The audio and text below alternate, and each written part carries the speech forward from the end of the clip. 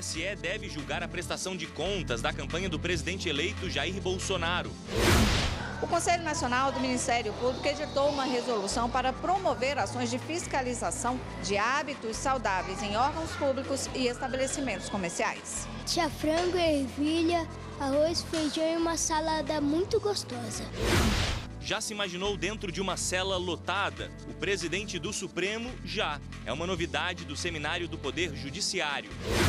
Um coral formado de servidores da Justiça e pessoas da comunidade canta músicas natalinas num espaço de julgamento, a sala da segunda turma do Supremo Tribunal Federal.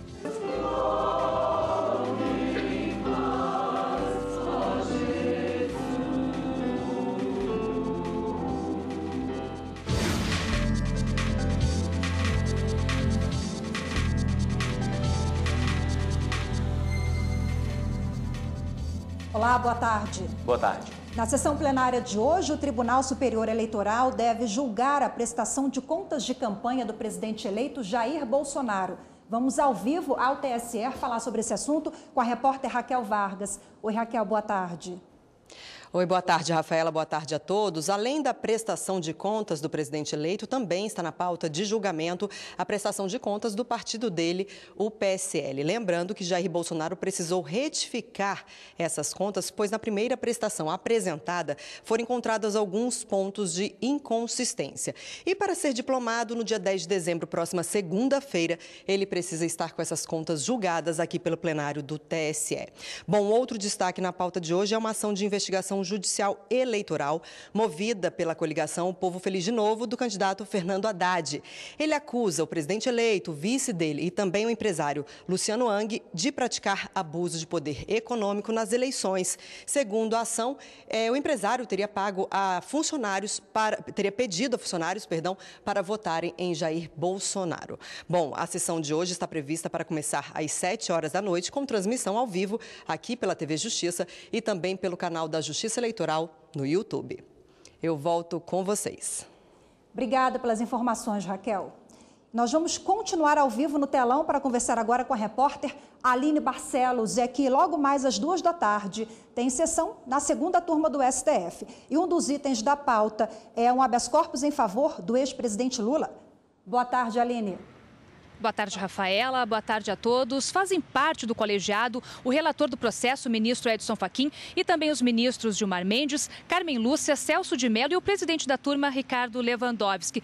A defesa do ex-presidente Lula argumenta que a indicação do ex-juiz federal Sérgio Moro para o Ministério da Justiça, indicação essa feita pelo presidente eleito Jair Bolsonaro, demonstra que ele agiu de forma parcial e também política. Sérgio Moro vai assumir o Ministério da Justiça no próximo mês de janeiro de 2019. Ele era responsável pelos processos da Lava Jato na 13ª Vara Criminal em Curitiba. A função agora ficou com a juíza Gabriela Hart. A defesa de Lula quer que seja reconhecida a suspeição de Moro e também que todos os atos processuais dele que levaram à condenação do presidente, no caso do triplex no Guarujá, interior de São Paulo, sejam nulos, se tornem nulos. Em um parecer já enviado aqui ao STF, um parecer da Procuradora-Geral da República, Raquel Dodge, ela já se manifestou contra esse recurso. Após analisar a argumentação da defesa de Lula, Raquel Dodge disse que seria impossível Sérgio Moro imaginar que um ano depois ele seria indicado para um cargo no governo por um presidente eleito. De acordo com Dodge, desde que passou a ser processado, Lula vem insistentemente defendendo ser vítima de perseguição política. No entanto, os argumentos sobre a suspeição de Moro já foram julgados por mais de uma instância na Justiça e todas as vezes esses pedidos foram negados. Lula está preso desde o dia 7 de abril na Superintendência da Polícia Federal em Curitiba, depois que o Tribunal Regional Federal da 4ª Região em Porto Alegre confirmou a condenação dele. A pena chegou aí a 12 anos e 1 mês de prisão pelos crimes de corrupção passiva e lavagem de dinheiro. Sérgio Moro nega qualquer irregularidade. Disse que a decisão dele de participar do governo ocorreu muito tempo depois das decisões que ele tomou contra o ex-presidente. Voltamos ao estúdio. Obrigado, Aline. E um óculos que mostra imagens virtuais de uma realidade brasileira, celas superlotadas. O assunto marcou a abertura do 12º Seminário Nacional do Poder Judiciário em Foz do Iguaçu, no Paraná. Outro destaque foi a entrega do selo Justiça. O presidente do STF e do CNJ, ministro Dias Toffoli, participa do evento. O encontro reúne mais de 500 representantes dos 91 tribunais brasileiros. O objetivo é discutir as metas do Poder Judiciário para os próximos 2 anos. Na abertura, o ministro Dias Toffoli, presidente do Supremo Tribunal Federal e do Conselho Nacional de Justiça, disse que, em uma sociedade em transformação, a justiça também tem que se transformar. Cabe a nós mudar esse cenário e avançarmos para um judiciário cada dia mais eficiente e transparente. Precisamos mobilizar e conscientizar os atores do sistema de justiça com relação à importância de se observar com atenção os registros processuais básicos e os dados elementares do processo judicial que são cadastrados nos sistemas. São eles que irão nos contar a história do processo e que permitirão traçar tendências e identificar possíveis gargalos. Essa é a primeira etapa de um grande desafio, o de criar uma única base de dados nacional. E no primeiro dia do encontro, o CNJ entregou o selo Justiça em Números aos tribunais que se destacaram neste ano. São 4 categorias: diamante, ouro, prata e bronze. 4 tribunais ficaram com o selo diamante, o mais disputado. O Tribunal de Justiça de Sergipe, os Tribunais Regionais do Trabalho de Minas Gerais e do Amazonas e o Superior Tribunal de Justiça. Eles foram premiados porque investiram em excelência nas áreas de gestão, de organização e de disseminação das informações. O ministro Dias Toffoli foi o primeiro a usar uma novidade chamada óculos visceral. Esses óculos virtuais que levam a pessoa a ver essas imagens aí. É como se ela estivesse em uma cela superlotada, uma situação comum nas penitenciárias e cadeias brasileiras. O vídeo faz parte da campanha Encarceramento em Massa Não é Justiça. Lamentavelmente, me faz chorar, cara, porque é muito doloroso. Eu sei que o que eles estão passando lá dentro. E uma mega operação do Ministério Público está nas ruas para combater o crime organizado em vários estados brasileiros. E quem tem as informações ao vivo, a repórter Carolina Chaves, com quem a gente conversa agora. Oi, Carol, boa tarde. Boa tarde, Rafaela. Boa tarde a todos. Olha, essa mega operação é contra integrantes de 6 facções criminosas espalhadas em 15 estados brasileiros. São cumpridos 266 mandados de prisão e 203 de busca e apreensão. O objetivo dessa operação é combater o crime organizado e também crimes de lavagem de dinheiro e corrupção de agentes públicos. O esquema funcionava assim: os criminosos usavam postos de combustíveis e também transporte de pessoas para lavar dinheiro ilícito. A Casa de Prisão Provisória de Palmas, no Tocantins, também foi alvo de mandados para apreender armas, drogas, explosivos e celulares. A operação é coordenada pelos grupos de combate ao crime organizado do Ministério Público. Voltamos ao estúdio. Obrigado, Carol. E depois do intervalo, vamos falar sobre saúde e o direito à boa alimentação. O Ministério Público está atento. 1 em cada 3 brasileiros apresenta sobrepeso ainda na infância. Para evitar essa briga com a balança, o Ministério Público vai promover ações e monitorar hábitos saudáveis, inclusive em escolas.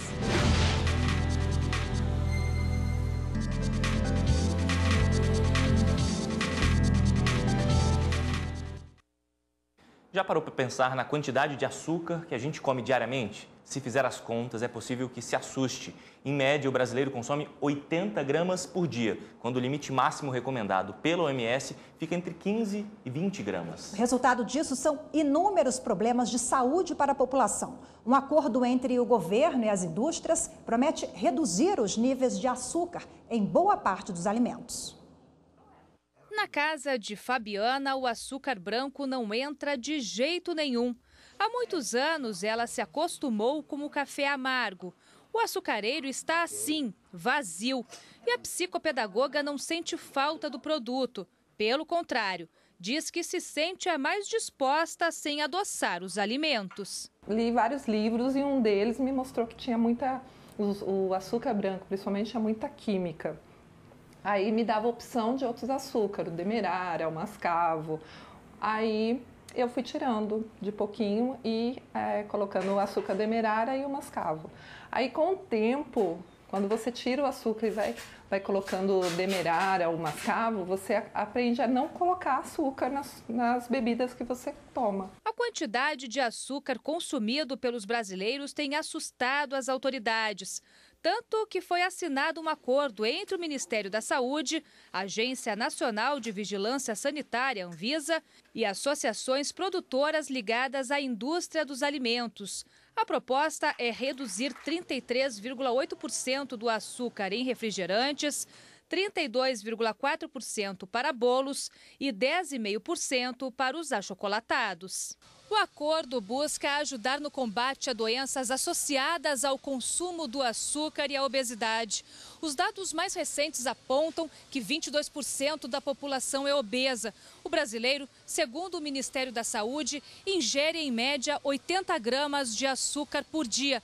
A meta é uma redução de 144 mil toneladas do produto nos próximos 4 anos. É um avanço significativo. O Brasil acaba sendo pioneiro nesse acordo com a sua própria indústria, e isso vai proporcionar que a nossa população, além de ter a possibilidade de consumir esse tipo de alimento com menos açúcar, vai proporcionar também uma melhoria da saúde dessa geração e das próximas gerações. Este nutricionista faz a comparação.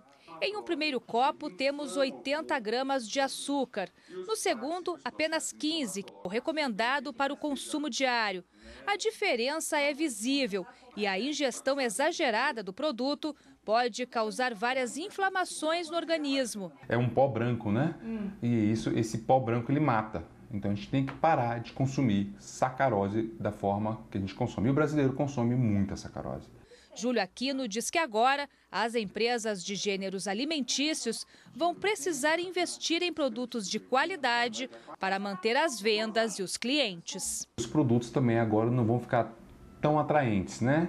Agora vai ficar mais difícil a gente convencer uma pessoa de consumir um produto sem açúcar. A pessoa vai ter que começar a gostar do produto mesmo. E isso é bom também para o Brasil, porque agora as indústrias vão ter que aplicar em tecnologia, né? E ainda sobre a relação alimentos e saúde, o Ministério Público vai ter que promover fiscalização em estabelecimentos comerciais e órgãos públicos para verificar se crianças e adolescentes estão recebendo alimentação saudável. Esse direito é previsto tanto na Constituição Federal quanto no ECA, o Estatuto da Criança e do Adolescente. Aqui, a alimentação saudável faz parte da rotina e o cardápio colorido é um sucesso. Tinha frango, ervilha, arroz, feijão e uma salada muito gostosa. A alimentação saudável nos primeiros anos de vida ajuda a prevenir problemas futuros como obesidade, diabetes, baixa autoestima e até depressão. Segundo a Organização Mundial da Saúde, 1 em cada 3 brasileiros apresenta sobrepeso ainda na infância. Para evitar essa briga com a balança, o Ministério Público vai promover ações e monitorar hábitos saudáveis, inclusive em escolas. O objetivo é desestimular o consumo de alimentos e bebidas não saudáveis. Por isso, é importante também ficar de olho nas informações nos rótulos dos produtos. Segundo a nutricionista, a identificação dos ingredientes nas embalagens de forma clara e objetiva ajuda a desenvolver receitas e até evitar oferecer alimentos às crianças com restrições alimentares. Para essas crianças específicas, a gente faz preparações diferentes, adaptadas. Então, um bolo que vai leite, por exemplo, nós substituímos por leite vegetal, ou água mesmo, que a gente pode fazer essa substituição. Alergênicos ao ovo, a gente consegue substituir por gel de linhaça, chia, que faz uma substituição bem interessante. Então, sempre contemplar e preparações semelhantes. Nunca distinguir esse alimento, porque a criança acaba se sentindo menosprezada, né, quando compara o lanchinho do amigo. Cuidar da saúde pública é dever e responsabilidade de todos, como alerta esse advogado da Comissão de Defesa dos Direitos da Criança, Adolescente e Juventude da OAB do Distrito Federal. O código ele estabelece que essas informações elas venham de forma adequada, né, e de forma expressiva, do qual a criança, o cidadão, de um modo geral, possa identificar os elementos que compõem o alimento. Se você não trouxer essas informações adequadas e trouxer um prejuízo à saúde, né, você responde um processo crime.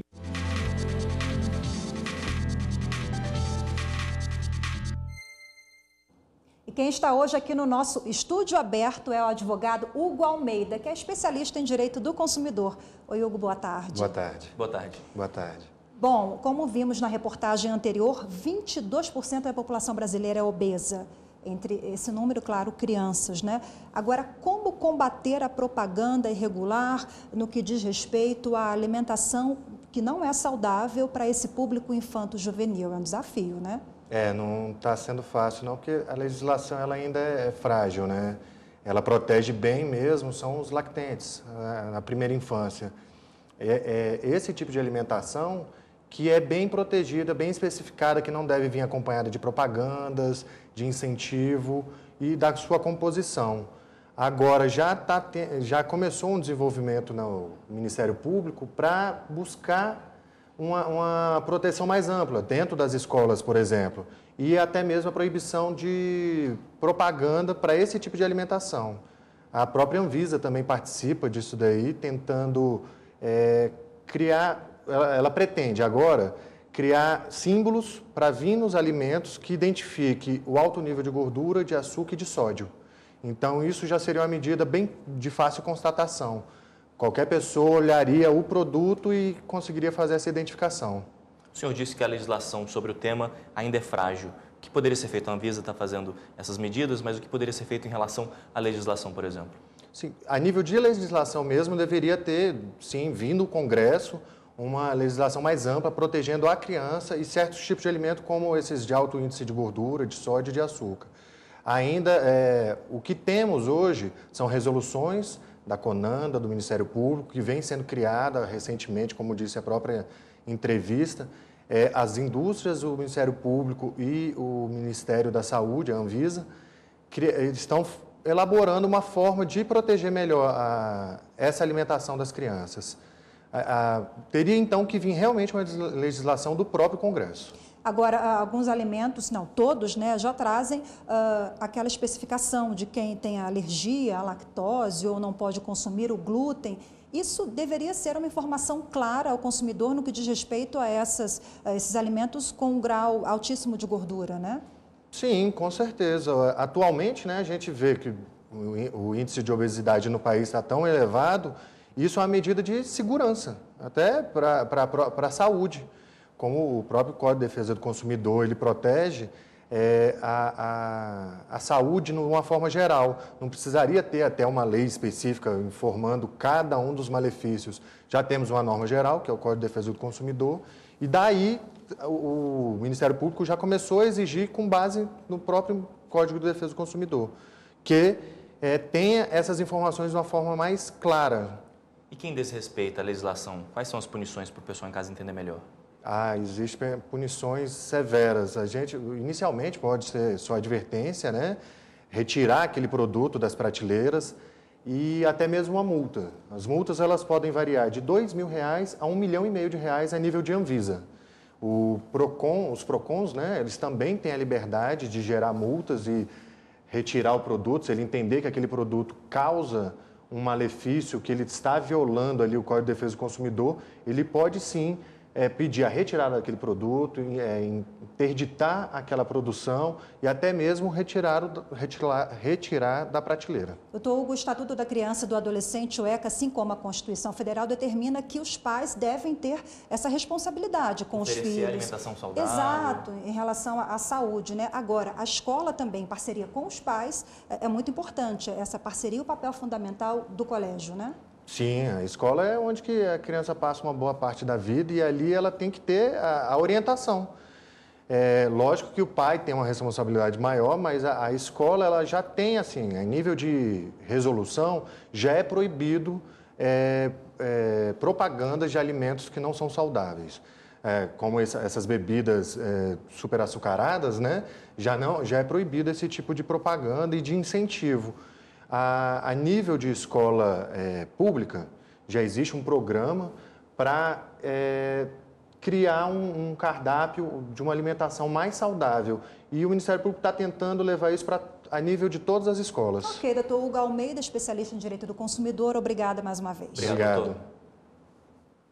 Em vez de julgamento, música. A sala da segunda turma do Supremo virou palco para um coral natalino. É no próximo bloco. Glória a Deus nas alturas.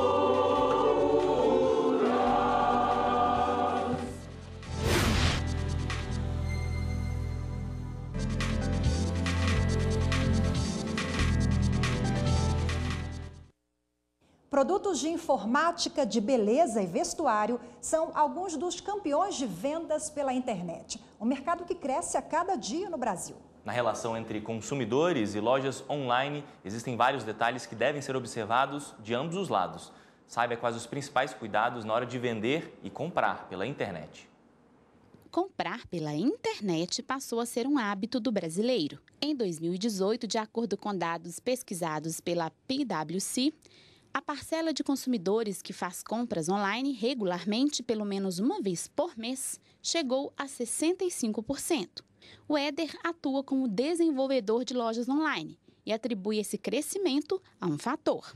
Posso dizer que tudo começa pela democratização do acesso à internet, que hoje em dia, de qualquer dispositivo, de qualquer lugar, você tem acesso a sites e produtos. Entre o clique no botão comprar e o recebimento do produto, existe uma série de questões legais que envolvem a venda online. Se na loja física o comprador lida diretamente com o vendedor e as reclamações tendem a focar no atendimento, em relação às compras virtuais, as queixas são outras. São os sites fraudulentos. Ou seja, o consumidor contrata e paga a sites que, na verdade, não existem. Eles vão receber o dinheiro do consumidor e não vão entregar o produto. E a outra reclamação com relação ao atraso na entrega, ou até mesmo não entrega do produto por sites já regulados, sites conhecidos. Os sites fraudulentos muitas vezes são criados com a aparência e o nome de um site verdadeiro. A isca para esses golpes é sempre o preço, normalmente muito abaixo do mercado. O importante é digitar o endereço da loja que o cliente procura, ao invés de clicar em links que encaminham para um endereço. O direito à desistência é um dos grandes diferenciais nesse tipo de compra e deve ser plenamente respeitado. Dá o direito ao consumidor de desistir dessa compra em até 7 dias corridos, é importante lembrar, são 7 dias corridos, contados do momento em que ele recebe esse produto. Além das lojas com atendimento direto em seus próprios sites, há os mercados coletivos, que agregam vários vendedores em um só endereço, funcionando como uma espécie de shopping virtual. Ao buscar por compras nesses mercados em rede, é preciso que o consumidor tome alguns cuidados. Sempre olhar a reputação daquele lojista, o tempo que ele já está vendendo naquele canal, são indicadores que podem diminuir essa questão do mau atendimento ou da não entrega. A responsabilidade por esse tipo de venda em mercados virtuais é solidária entre o portal que reúne as lojas e quem é o vendedor de fato. Então, por isso é que é importante o consumidor, ao contratar numa situação dessa, ter informações de todos os fornecedores que participam dessa cadeia. Não só aquele site que está hospedando o outro vendedor, como os dados desse próprio vendedor, o endereço, CPF ou CNPJ. O Tribunal de Justiça de São Paulo condenou um representante de empresa por fraudar licitação de manutenção, reforma e fornecimento de trens novos da linha 8 da Companhia Paulista de Trens Metropolitanos. As penas impostas foram pagamento de multa equivalente a 2% do valor do contrato, prestação de serviços à comunidade pelo período de 2 anos e prestação pecuniária no valor de 360 salários mínimos. De acordo com a acusação, o réu manteve contato com representantes de outras empresas para burlar o caráter competitivo da licitação. Segundo a juíza do caso, indicativos claros e seguros confirmaram que o acusado, em reuniões e trocas de e-mail, atuou para fraudar a licitação. E agora, mudando de assunto, o clima de Natal já chegou ao Supremo. Servidores do Judiciário e pessoas da comunidade ocuparam a sala da segunda turma do tribunal para cantar músicas natalinas. O coral Supremo Encanto emocionou. Maria Helena está tensa. Estou bem nervosa, bem ansiosa, mas eu acho que vai dar tudo certo. Mas não demora muito para o nervosismo passar. Olha lá a Maria Helena cantando. Sabe onde estamos? Na sala de julgamentos da segunda turma de ministros do STF.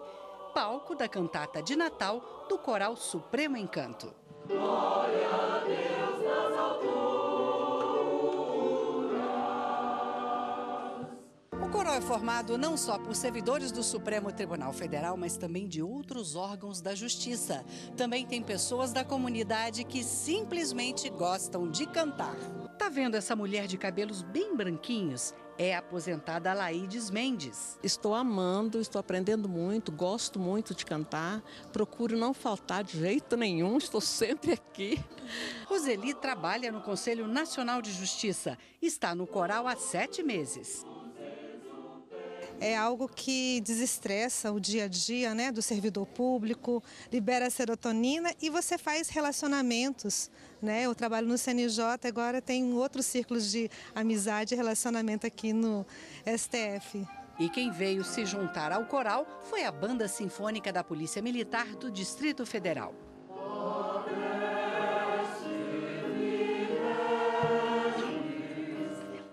Dimitri trouxe o filho Yuri por um motivo especial. A esposa é uma das mais novas cantoras. Achei bem bacana, bem feliz de fazer isso. Ela canta direitinho? Canta. E você, o que achou da mamãe cantando? É bem legal. No repertório, músicas tradicionais de Natal, do clássico ao popular. E a gente deixou para o final dessa reportagem uma das canções mais bonitas do Natal, Noite Feliz.